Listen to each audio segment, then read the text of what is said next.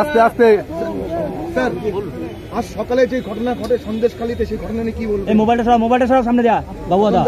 তদন্ত করতে তাদেরকে আক্রান্ত হতে হয়েছে। তদন্ত আটকানোর জন্য এর আগে পর্যন্ত বিভিন্ন মামলা মোকদ্দমা করা হচ্ছিল মানুষের পয়সা খরচ করে, এবং কোনো অন্যায় কোনো দুর্নীতির তদন্ত করতে গেলেই, তদন্তের আদেশ দিলেই তার বিরুদ্ধে সুপ্রিম কোর্টে চলে যাওয়া হচ্ছিল। সুপ্রিম কোর্টে যাওয়ার অধিকার অবশ্যই আছে প্রতিটা মানুষের, প্রতিটা অথরিটি। কিন্তু কি করার জন্য যাওয়া হচ্ছে আমি তো আজকে জানতে চাইবো যে মোট কত টাকা খরচ হলো এই তদন্ত আটকানোর জন্য। সুপ্রিম কোর্টে গিয়ে কত কোটি টাকা পশ্চিমবঙ্গ সরকার খরচা করলো।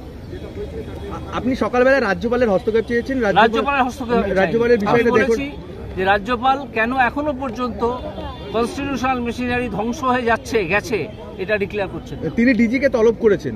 তিনি কাকে তলব করেছেন আমি জানি না। সকালবেলা একদম সেখানে কেন্দ্রীয় বাহিনী থাকা সত্ত্বেও সেখানে আক্রান্ত হতে হলো তদন্তকে সংস্থা।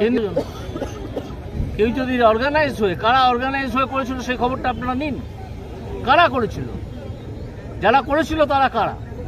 সরকার পক্ষের কেউ কেউ বলছে মস্তানি করতে গেছিল সিবিআই, কেন ইনফরমেশন দেয়নি, ইনফরমেশন দিয়ে কেন যায়নি পুলিশকে কেন? আমি তো মনে করি যার খোঁজে গিয়েছিল তাকে আজ রাত্রির 12টার মধ্যে ইডির অফিসে এসে হাজিরা দেওয়া উচিত। ইতিমধ্যে পুলিশ 10 জনকে গ্রেপ্তার করেছে। পুলিশের গ্রেপ্তারের কথা ছাড়ুন, সেক্ষেত্রে আক্রান্ত হয়েছে একাধিক। সেই ঘটনা পশ্চিমবঙ্গে আইন শৃঙ্খলা নিয়ে কি বলবেন? পশ্চিমবঙ্গে আইন শৃঙ্খলা আছে বলে আপনার মনে হয়? আপনি গত কয়েকদিনের খবরের কাগজের রিপোর্ট কোর্টে যেগুলো উঠে এসছে সেগুলো নিয়েই পড়ুন। কিন্তু রাজ্যের মন্ত্রীরা তো বিভিন্ন সমীক্ষা দেখাচ্ছেন যে বাংলা, কলকাতা নাকি নারী সুরক্ষা থেকে শুরু করে আইন শৃঙ্খলার দিক থেকে 1 নম্বরে উঠে আসছে। হতে পারে, কিন্তু পশ্চিমবঙ্গে এরকম নয়, পশ্চিমবঙ্গের চেয়ে আরো অনেক ভালো। সেক্ষেত্রে এ রাজ্যে ইতিমধ্যে বিভিন্ন জায়গায় পোস্টারিং হচ্ছে বিকল্প রাজনীতি, তাহলে কি পশ্চিমবঙ্গে যে রাজনীতি দলগুলো আছে তাদের উপর ভরসা হারাচ্ছে মানুষ? সেটা সম্বন্ধে, রাজনৈতিক সম্বন্ধে, বিষয় সম্বন্ধে আমি সরাসরি কোনো মন্তব্য করবো না। হ্যাঁ, আপনি একটা যেটা বিষয় বলছিলেন যে গান নিয়ে, রবীন্দ্রনাথের যে গানের বিকৃতি হয়েছে, সেটাকেই তো আবার রাজ্যের সঙ্গীত করার একটা পরিকল্পনা চলছে। সেই শব্দটি বিকৃত করা হচ্ছে না, এরকম কথা কানে এসছে, এরপর দেখা যাক।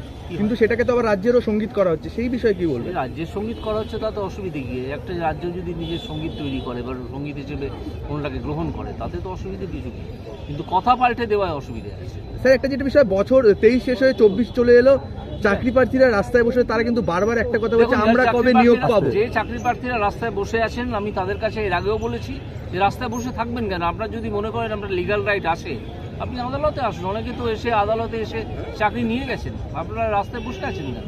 কিন্তু শাসক শিবির থেকে বলা হচ্ছে নাকি রাজনৈতিক একটা খেলার জন্য তাদেরকে বারবার কোর্টে ঠেলে দেওয়া হচ্ছে। এটা একটা রাজনৈতিক প্রশ্ন, আমি এই প্রশ্নের কোনো উত্তর দেবো। কোর্টে ঠেলে দিয়ে নাকি তাদের এইভাবে অবহেলায় তাচ্ছিল্যের মধ্যে রাখা হচ্ছে। যারা বলছেন তারা তার ব্যাখ্যা দেবেন, যারা কোর্টে ঠেলে দিচ্ছেন বলে মনে করছেন তারা বসে বলবেন যে কেন তারা এই কথা বলছেন। আমার এই বিষয়ে বলার নেই। ঠিক আছে, থ্যাংক ইউ স্যার।